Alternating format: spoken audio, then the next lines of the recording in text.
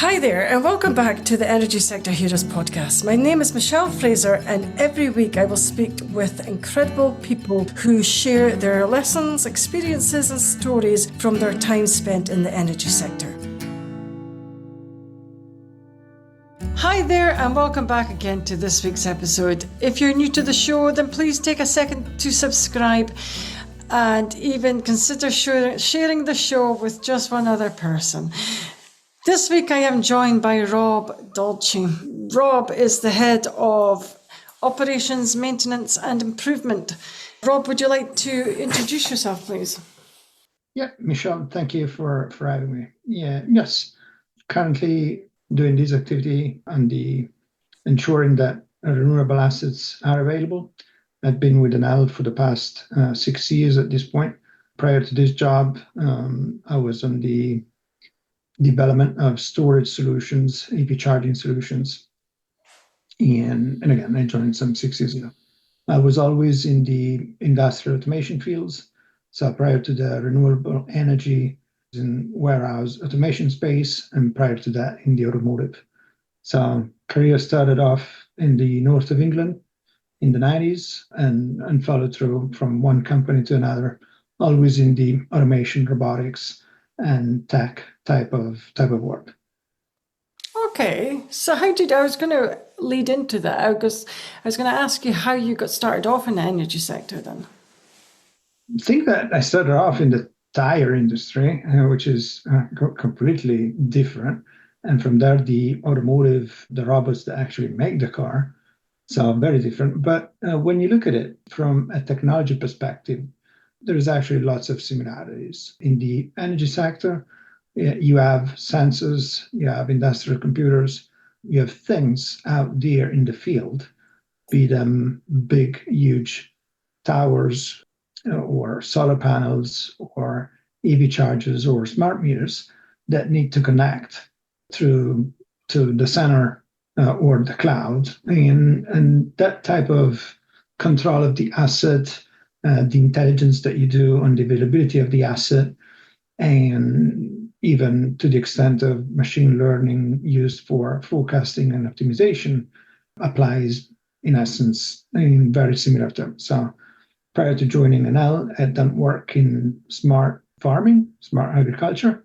You would think that that is extremely different from the control of, again, windmills or solar panels. It's not actually the case.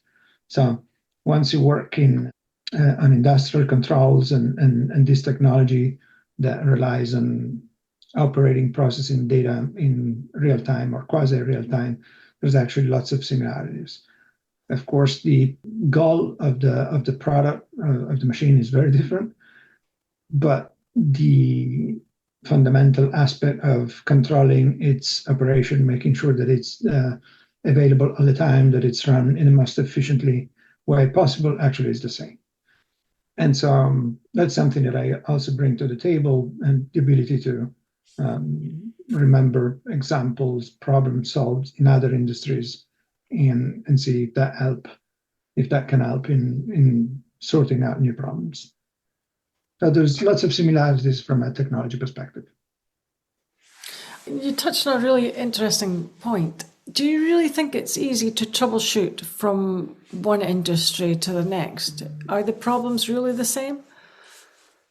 Several aspects of the problems are the same or very similar. But aside from that, it's really relevant to have people that come from different backgrounds and bring different perspectives to the table.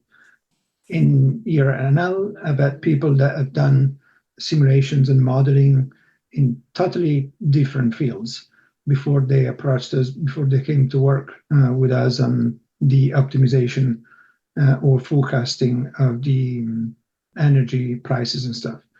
I remember a lady coming from the diet and health type of application, another mechanical engineer coming in from the simulation of foundries and metals. So when you have people coming from different backgrounds, they can bring about suggestions, ideas, and that helps a lot in problem solving. But going back to the point I was mentioning before, the type of problems that we have with assets in the renewable space are the same problems that you find in other industries.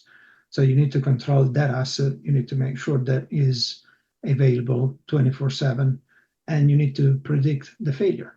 So that means that you still need to analyze the failure modes, and you still need to basically model this thing in a digital setting so that you can predict its occurrence.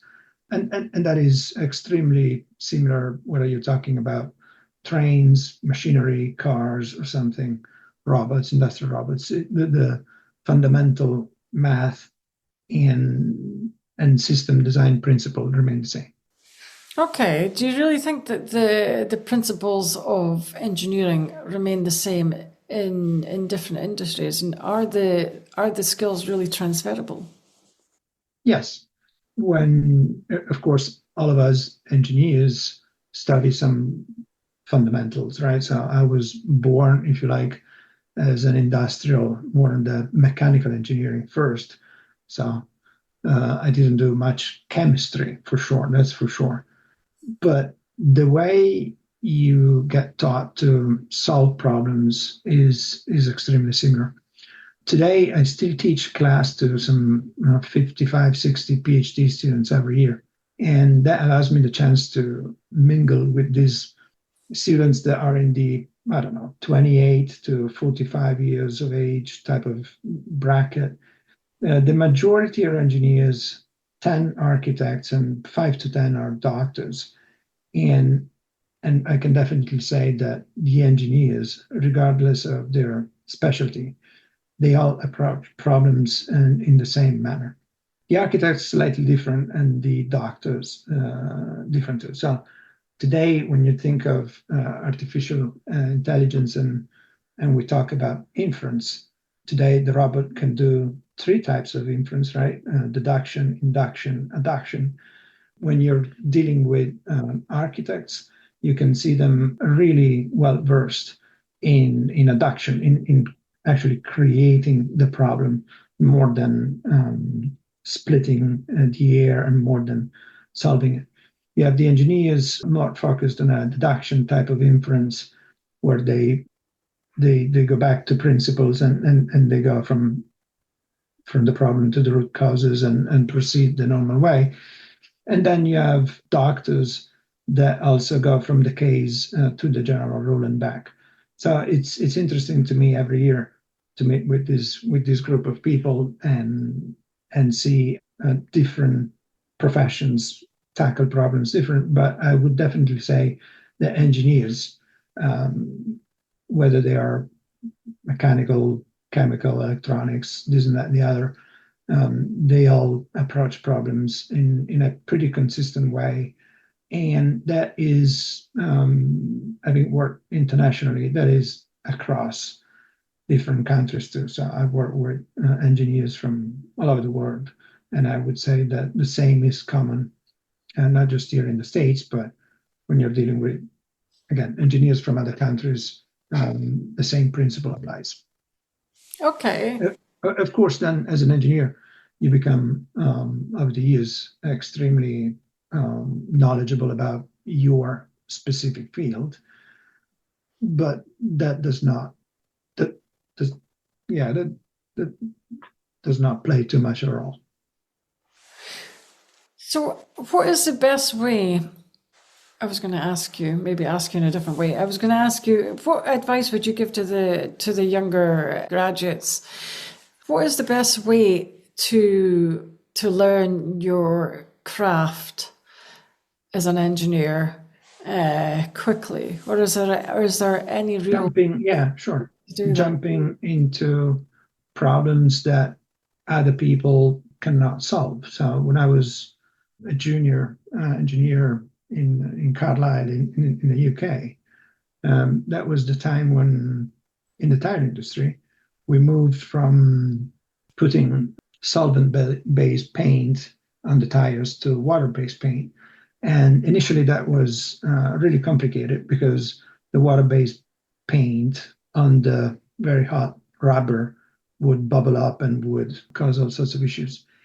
And that was a physics type of and chemistry type of problem. And the entire industry jumped had to sort that one out. So you had research and development centers from the major tire manufacturers around the world. You had universities, you had all sorts of stakeholders involved. And long story short, at least what we solved it looking at the amount of air, if you like, and oxygen that was built in that paint and how to control the amount of air and oxygen that was in this paint. And ultimately, we were able to tweak the process and avoid that bubble from forming.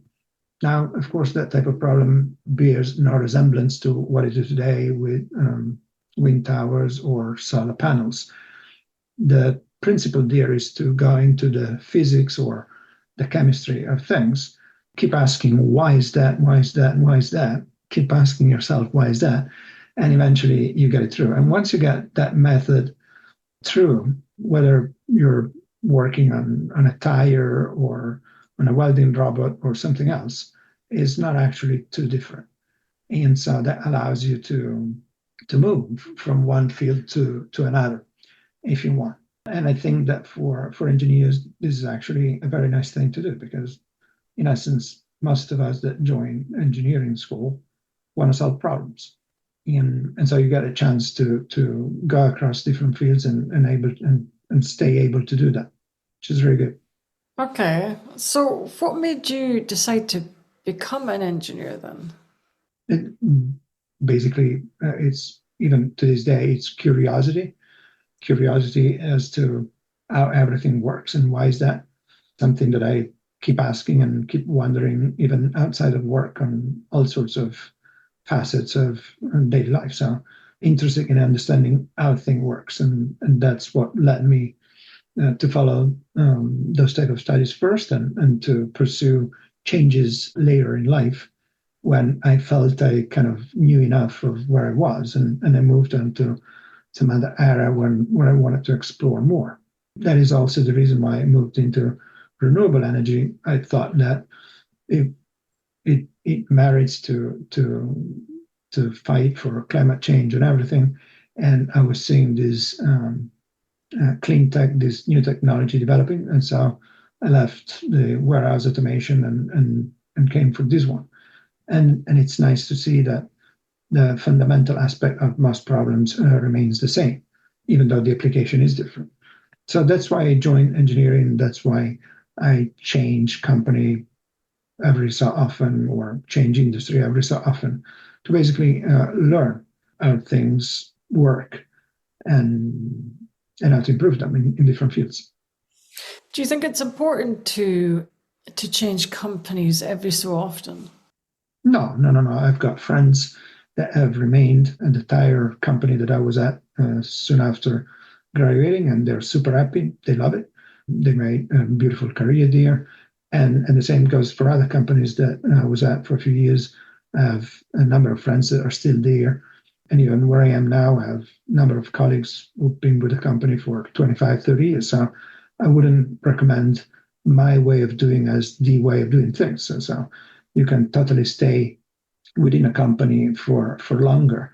And of course, large multinationals allow you to move from department to department, from area to the area, and still see enough of a range of things. In 28 years of married life, we also changed 10 houses. So there is also a family aspect of me and wife enjoying getting to know different countries, different places, different cultures.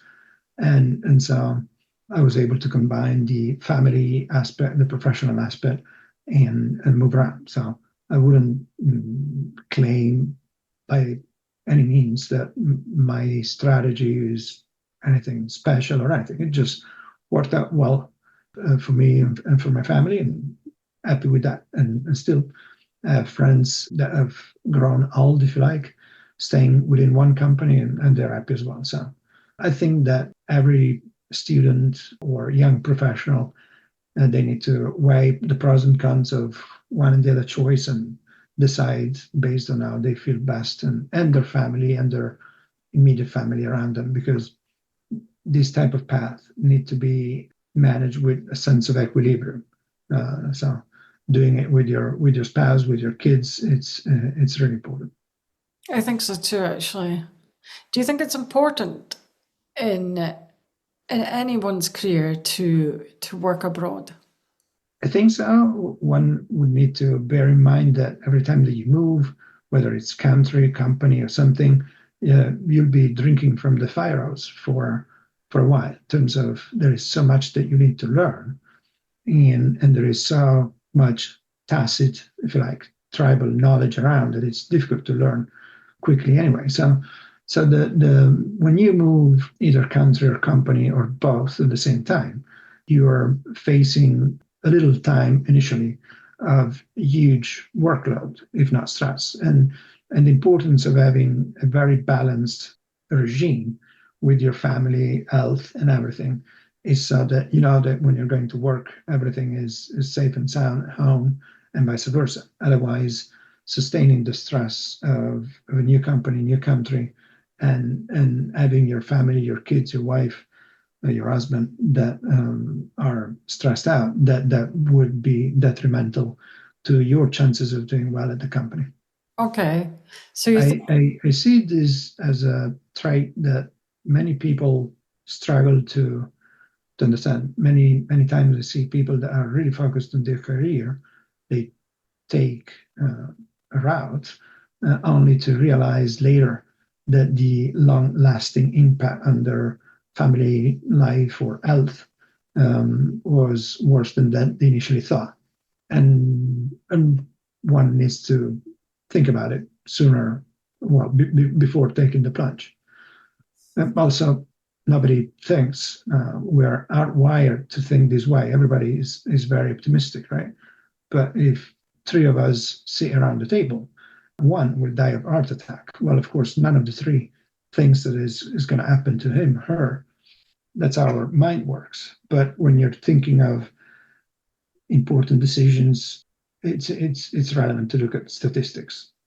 Depending on your age, your situation, and stuff, you need to think, okay, it may go very well, or these are the statistics for this type of events and this type of cases. So, what's the odds? okay, that's quite deep. Yeah, I have heard that actually, that it is quite stressful when you're moving into a new job, moving into a different country, and then you're either moving by yourself. It's quite stressful. It's all three different new things that you have to deal with at once. So even Yeah, if you're moving with your family, it's better, but it still can be stressful though. yeah. And of course, you move at a certain age. Maybe your parents are still young and in good health. Next thing you know, 10 years have flown by, and now you need to take care of your parents across the ocean. It's a complete different ballgame. And 10 years going in a flash, or 15 years. So you have to think that you're not just the husband and wife or parent, but you're also the son of a couple that maybe is aging. And that needs to be taken into consideration.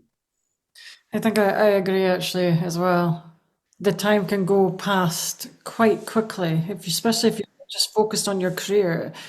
Yeah, Yep, miss out quite a lot traveling with family at home and everything like that. correct. Correct. Yeah. And then when you notice that hostesses and stewards start recognizing you on a plane, then you know that you've traveled a wee bit too much. Yeah, probably. Yeah, probably. So, for all the budding young engineers who want to get you out there and travel, what would your advice be for them? The advice is any company that you go to will have some type of problems that are really key to the running of that company. I made the example of the coloring of the tires in the tire industry.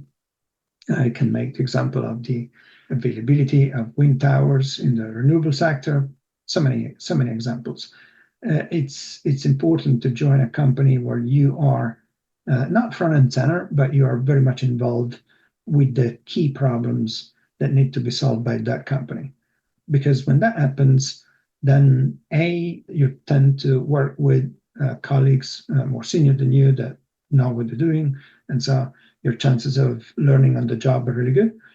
But especially you run the chances of solving a problem, again, that is extremely important for that specific company that allows you to grow much faster compared to being on a side and doing something auxiliary that wouldn't matter too much to the rest of the organization.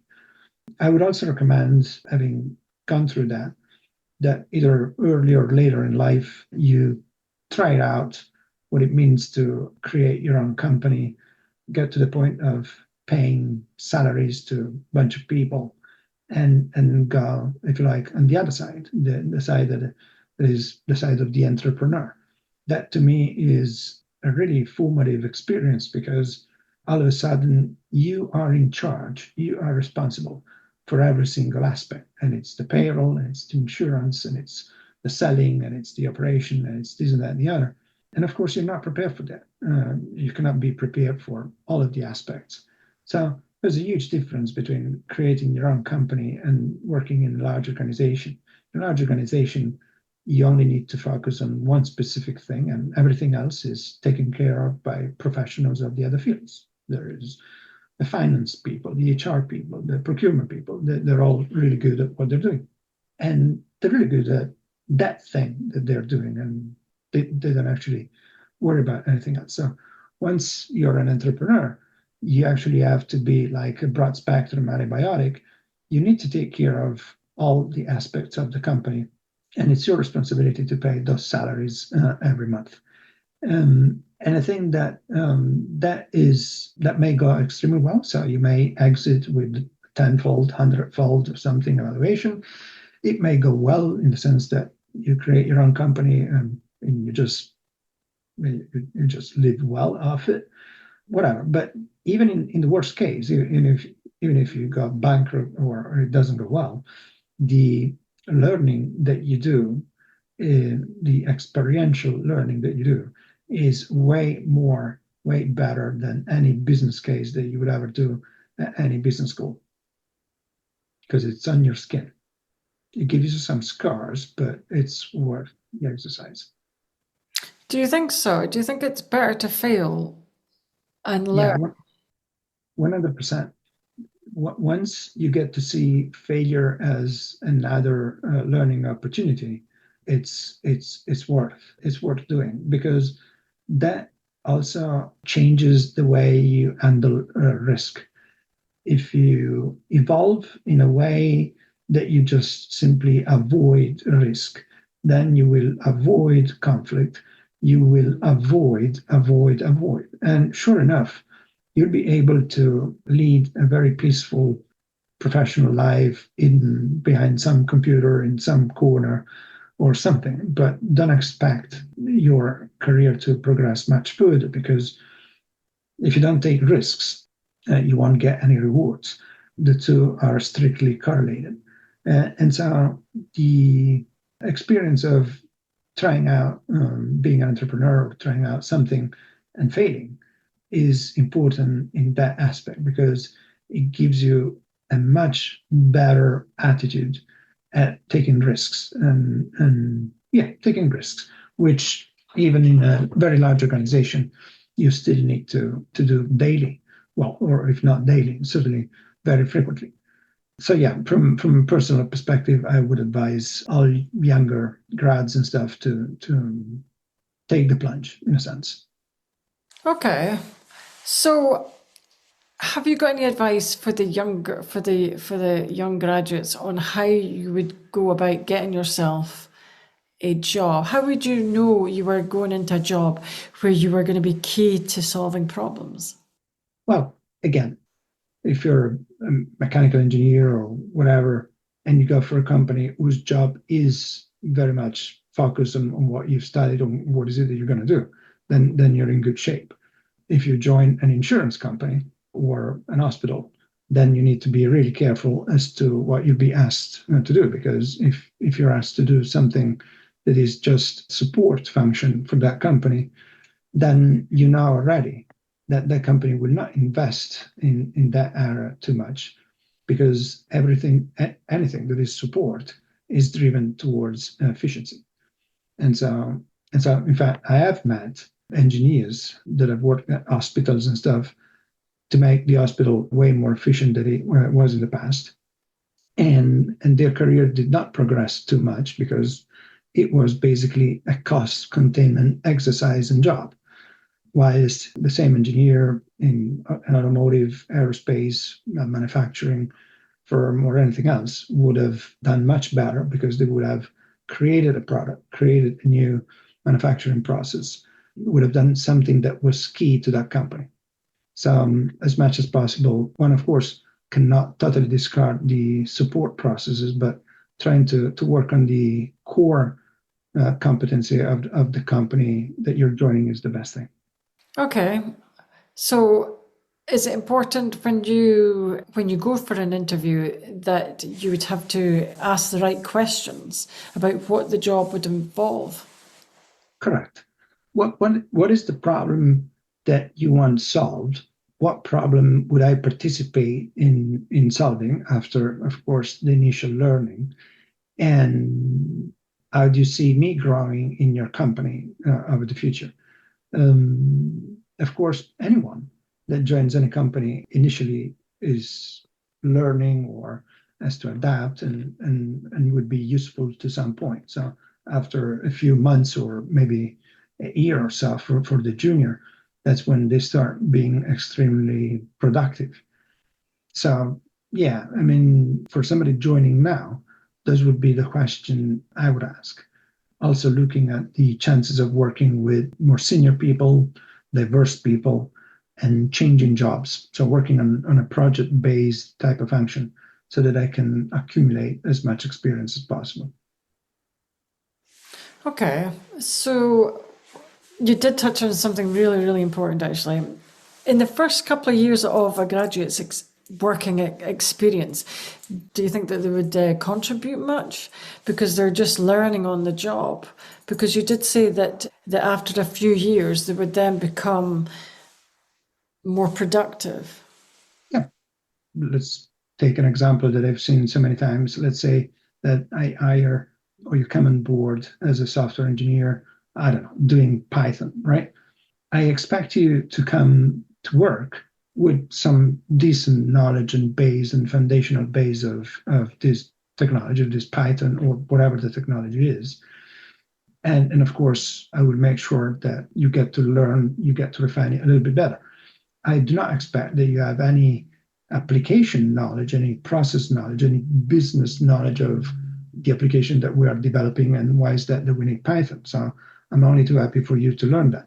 So what you need to show, you as the newly grad, is not only that you refine your technical skill, in this case, Python, but that you actually do understand and do dive deep in the business problem that I'm trying to solve with that application, and in the industry trends that relate to that type of application, so that you can really start making a contribution on that. Let's take an example, the virtual power plant, right? So this type of digital technology where we, in essence, create a digital twin of a plant to model and simulate the trading of electricity between parties.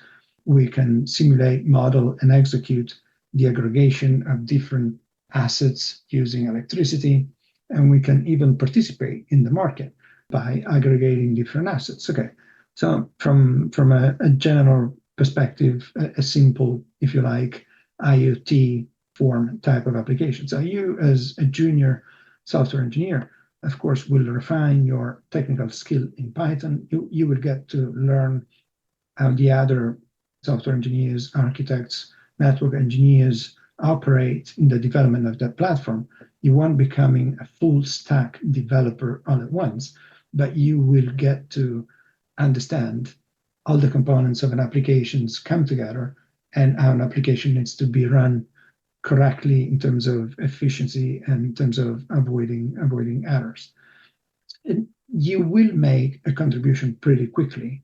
What you need to do in there is like really dive super deep in the reason behind this VPP and how this VPP helps your company in the energy space. And from there, take it from there, come up with your ideas, come up with proposals on how to improve things, on how to add functionalities, or how to run the application more efficiently, or just ask yourself why again, and try and come up with your solutions. And that would be extremely beneficial for your future development, both inside that organization that you're in at that moment, and if you decide to create your own company, or if you even decide to change industry altogether, because the approach is the same. Trying to really understand what the business problem is, what the real life problem is, and see how your tech, how your tools help you solve or participate in the solution of those problems. Okay, so you have to continuously ask yourself why something is working that way, and that's the best way to and be brave enough as well, because it can be quite hard to speak up when you're younger. Maybe be brave enough to put your thoughts and ideas about how you can improve a system. That goes back to a comment I made before about a culture that allows for suggestions and for failures. If the ship was let, like, if you open your mouth, you get reprimanded all the time. Everybody would zip it, and it wouldn't work. And so the entire company, the entire team would be doing things the way they've always done it. So the managers, they need to allow for a certain degree, not of anarchy, of course, but at least for a certain degree of discussion about things are done and why things cannot be done differently. I had the fortune, my first company, back in the early 90s, the tire industry was really in dire straits, and I had the fortune to work with these Japanese experts. They were primarily from Toyota, this Japanese Institute of Plant Maintenance, all about Kaizen, continuous improvement and stuff. And I ended up meeting people way past retirement age, guy from Japan that had entered one plant at Toyota in Japan as an operator and had exited after 35 years as the plant director, right? So for 35 years, he worked only in that plant through all the ranks. And after 35 years, he became this internationally renowned expert of continuous improvement. And so when I met him, I think it was already in his early 80s. And his curiosity, his sticking to the method of asking why, and his methodology and humbleness also to learn how things work really made a difference. And he was able to get not just few people, but an entire plant, an entire company, and really improve their performance. Just for fun, the guy entered a tire factory for the first time in his life. The factory was in Carlisle, and he said they'd never been in one. And he came in and immediately saw the noise, the steam, the smell. Those type of factories are really dirty, were pretty chaotic and stuff. And the guy points to a motor like 20 yards from us, singling out that motor because it's vibrating, right? And we don't know whether to laugh or not, because that motor vibrating was certainly the least of our priorities. It was nothing. But it was making the case that we needed to be as clean as possible, as orderly as possible, because when you're clean, when you avoid all the waste, when you take care of even the vibration of a single motor, then you zero out all the noise, and then the real problems start appearing, because everything else that is noise, you were able to iron out. And next thing you know, well, 2 years after that, you could actually eat on the floor in that factory. He had brought that level of discipline throughout everybody, and he taught everyone not just the engineers, but everyone in the factory, operators, supervisors, everyone, how to really improve the performance of a company. And then when you look at how Toyota's performed over the years, it's performed pretty decently. And I think that method, that humbleness, in a sense, that constant pursuit of improvement and continuous improvement is something that is a winning way of thinking for any newly grad that comes to work today. I think so too. Right, I'm going to end the conversation there because that was quite an amazing, insightful discussion that we've had today. Okay, that's all the questions I have today. I would like to thank Rob for your time. Thanks for listening and see you next week. That brings us to the end of another episode. Thanks for listening. If you enjoyed the show, I'd like to gently encourage you to leave a 5-star rating wherever you listen to podcasts and share the show with another person. You can also follow me on LinkedIn or via my website, www.michellefraserconsultancy.com. Thanks again for listening and see you next week.